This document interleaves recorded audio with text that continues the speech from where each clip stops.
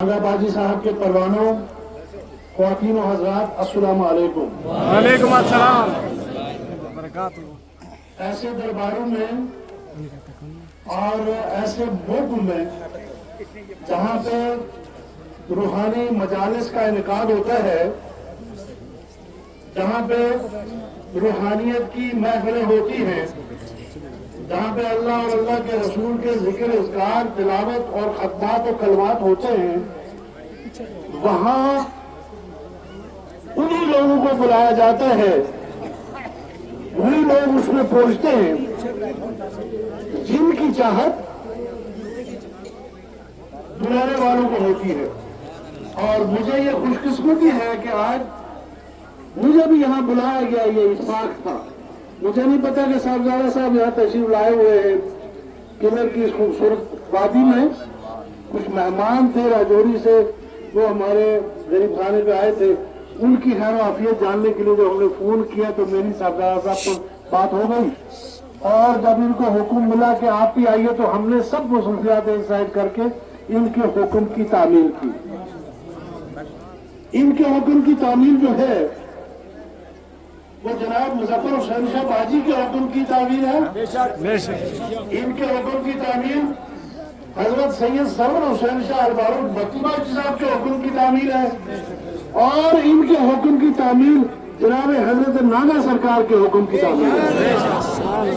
इसलिए मेरी इनसे रिश्तेदारी है, दोस्ती है, ताल्लुक है।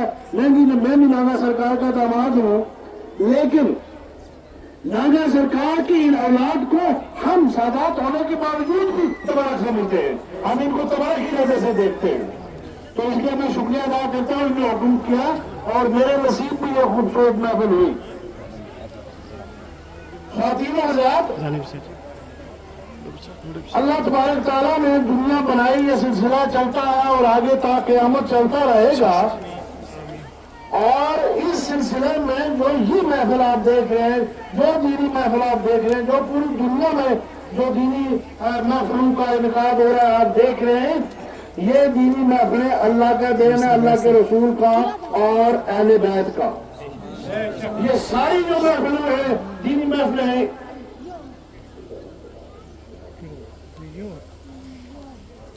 तो ये जो सारी दीनी महफिलें हो रही हैं, ये दीनी महफिलें अहले बैत का देन है। आइए मैं आपको समझाऊं, अहले बैत रसूलुल्लाह के खानदान से औलाद अली हैं, और आज अभी वो मुतरक अयाम जो है वो यहाँ से मुतरक अयाम का गुजरना हुआ, खात्मा हुआ, और ये वो अयाम है जिस अयाम में अहले बैत के सरदार हजरत इमाम हुसैन ने इक़्तिदार को तरफ नहीं देखा, दुनिया की मामलात की तरफ नहीं देखा, दुनिया की कुर्सियों की तरफ नहीं देखा, बल्कि अपने नाने पाक के दीन की तरफ देखा, अपने नाने पाक का दीन चला, और पूरे खानदान के समेत शहादत का जो रुतबा था वो उन्होंने पिया मैदान करबला में। ये सिर्फ अहले बैत कर सकता है और कोई बात नहीं कर सकता। एक और बात मैं आपसे कहना चाहूंगा कि जिस तरह दुनिया के अंदर बादशाह है, जिले का डीसी है, तहसीलदार है, जिस तरह बाकी लोग दुनिया का निजाम चलाते हैं, इसी तरह इस रूहानी सिलसिले की भी अपनी दुनिया है, और इस रूहानी सिलसिले को चलाने वाले यही लोग हैं, यही पीर फकीर हैं, यही नागे बाबे की औलाद है, यही चला रहे हैं। क्योंकि रूहानियत का जो सिलसिला है, रूहानियत की जो हुक्म है, रूहानियत की जो दुनिया का निजाम चलाने के लिए हथियार है, ये सिर्फ सादात के पास है, अहले बैत के पास है, और कोई इसका मालिक नहीं हो सकता। इस चश्मे के मालिक अगर है वो सिर्फ सादात है, वो सिर्फ अहले बैत है। एक और चीज मैं आपको कहना चाहूंगा, अगर और कहीं किसी के पास कोई रूहानियत के हवाले से अल्लाह ताला ने किसी को अगर कुछ अता किया है, तो मैं यकीन से साफ कहता हूँ कि वो सादात की, अहले बैत की खिदमत करके किसी को कोई टुकड़ा मिला होगा। इसके मालिक, रूहानियत के मालिक, रूहानियत के ऑनर, रूहानियत के देने वाले सिर्फ अहले बैत है और सिर्फ सादात है। अब हम इस गदी की तरफ आते हैं, इस खानदान की तरफ आते हैं, तो जिस तरह गरीब नवाज रहमतुल्लाह अलैह का दरबार है, चश्तिया सिलसिले का हिंदुस्तान में सबसे बड़ा दरबार है, निजामुद्दीन औलिया का सबसे बड़ा दरबार है। इसी तरीके से जम्मू कश्मीर में चश्तिया सिलसिले का जो सबसे बड़ा दरबार है वो जनाब नागा सरकार का। सबसे बड़ा दरबार जो चश्तिया सिलसिले का है वो नागा सरकार का है।